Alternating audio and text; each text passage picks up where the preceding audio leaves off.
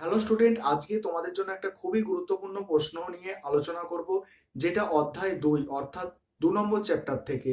আর প্রশ্নটা হচ্ছে রাষ্ট্র এবং সরকারের মধ্যে পার্থক্য আলোচনা করো।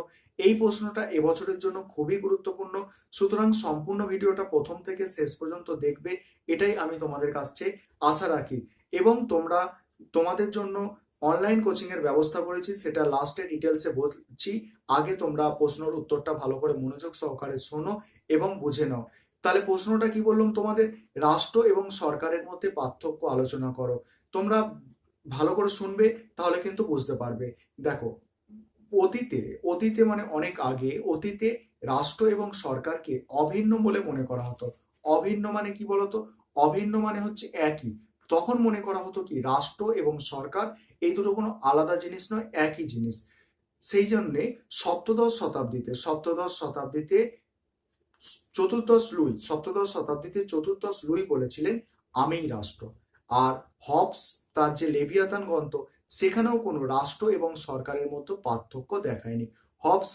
হবস হচ্ছে সোশ্যাল কন্ট্রাক্ট থিওরির একজন প্রবক্তা, অর্থাৎ সামাজিক চুক্তি মতবাদের হচ্ছে একজন প্রবক্তা। ঠিক আছে, তিনিও তার যে লেভিয়াথান গ্রন্থ, সেখানেও রাষ্ট্র এবং সরকারের মধ্যে কোনো রকম পার্থক্য দেখায়নি। কিন্তু একটা কথা মাথায় রাখতে হবে, যে রাষ্ট্র এবং সরকারের মধ্যে কিন্তু পার্থক্য আছে, মৌলিক কিছু পার্থক্য আছে। আর এই পার্থক্যগুলো আলোচনা করতে গেলে প্রথমে আমাদের যেটা জানা দরকার, রাষ্ট্র কাকে বলে জানা দরকার এবং সরকার কাকে বলে জানা দরকার। তারপরে আমরা সেই সংজ্ঞাগুলোর আলোকে, অর্থাৎ আমরা যে সংজ্ঞাটা জানবো, সেই সংজ্ঞার আলোকে আমরা দুজনকে ডিফারেন্স করতে পারবো, অর্থাৎ কে কার থেকে কিভাবে আলাদা, সেটা আমরা কিন্তু বুঝতে পারবো। ভালো করে শুনবে। অধ্যাপক গার্নার কি বলছে, রাষ্ট্রের একটা সংজ্ঞা দিচ্ছে। রাষ্ট্রের সংজ্ঞাটা গার্নারের সংজ্ঞা। গার্নার একজন রাষ্ট্রবিজ্ঞানী, ঠিক আছে, একজন রাষ্ট্র দার্শনিক বা রাষ্ট্রবিজ্ঞানী। তিনি হচ্ছেন সংজ্ঞা দিয়েছে রাষ্ট্র সম্পর্কে। অধ্যাপক গার্নারকে অনুসরণ করে বলা যায়, রাষ্ট্র হলো বহু সংখ্যক মানুষকে নিয়ে গঠিত এমন একটি জনসমষ্টি। কি বলছি? রাষ্ট্র বহু সংখ্যক মানুষকে নিয়ে গঠিত এমন একটি জনসমষ্টি, যারা নির্দিষ্ট ভূখণ্ডে স্থায়ীভাবে বসবাস করে, যারা নির্দিষ্ট ভূখণ্ডে স্থায়ীভাবে বসবাস করে, যারা বহিঃশক্তির নিয়ন্ত্রণ থেকে মুক্ত এবং যাদের একটি সুসংগঠিত শাসন ব্যবস্থা আছে। আরেকবার রিপিট করছি সংজ্ঞাটা, রাষ্ট্র হলো বহু সংখ্যক মানুষকে নিয়ে গঠিত এমন একটি জনসমষ্টি, যারা নির্দিষ্ট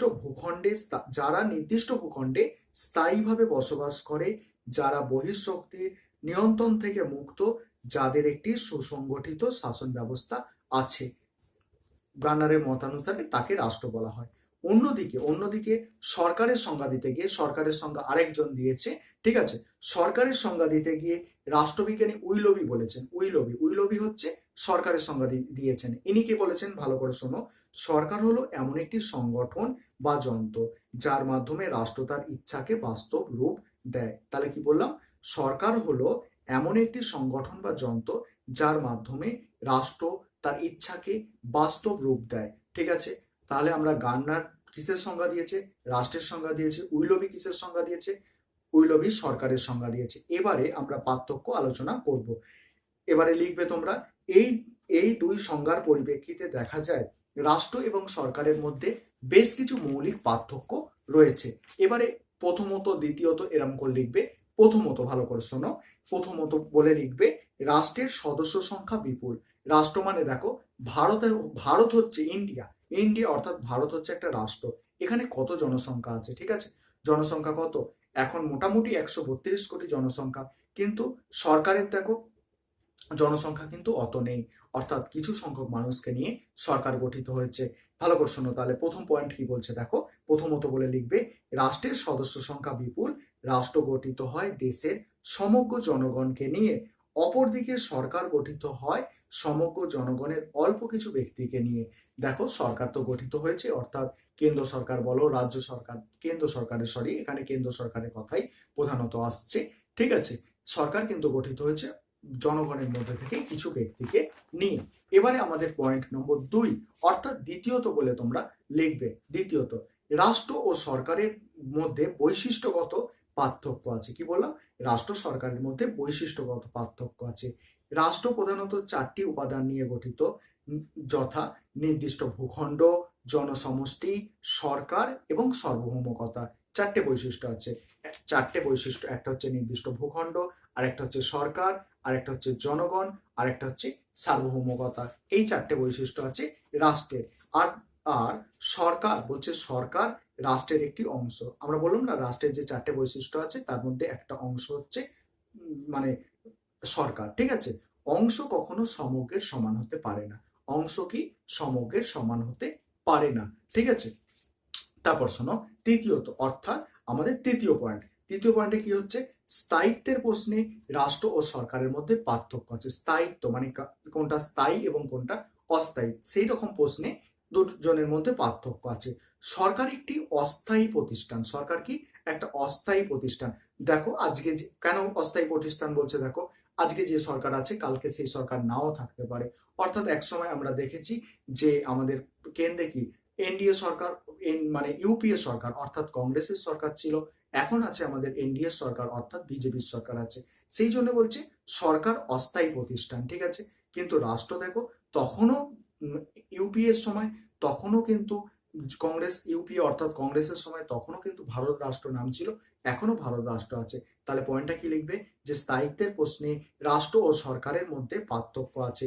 সরকার একটি অস্থায়ী প্রতিষ্ঠান, আজকে যে সরকার আছে কাল নাও থাকতে পারে, কিন্তু রাষ্ট্র চিরস্থায়ী।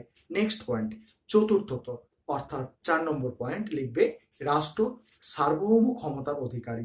সার্বভৌম ক্ষমতার মানে কি, চূড়ান্ত ক্ষমতা অর্থাৎ শেষ কথা বলতে পারবে রাষ্ট্র, ঠিক আছে। রাষ্ট্র সার্বভৌম ক্ষমতার অধিকারী। রাষ্ট্রের প্রতিনিধি হিসাবে সরকার সার্বভৌম ক্ষমতা প্রয়োগ করে। রাষ্ট্রের প্রতিনিধি হিসাবে সরকার কি করবে, সার্বভৌম ক্ষমতাকে ইমপ্লিমেন্ট করবে অর্থাৎ প্রয়োগ করবে। তাই সরকার সরে গেলে সার্বভৌম ক্ষমতার প্রয়োগ হারায়। সরকার যতক্ষণ গদিতে আছে ততক্ষণ সে সার্বভৌম ক্ষমতা প্রয়োগ করবে, অর্থাৎ সে বলবে নোট আজকের থেকে, আজ 12টার পর থেকে নোট বন্দি, ঠিক আছে, কেউ নোট 500 1000 টাকার নোট আর চলবে না, এইভাবে।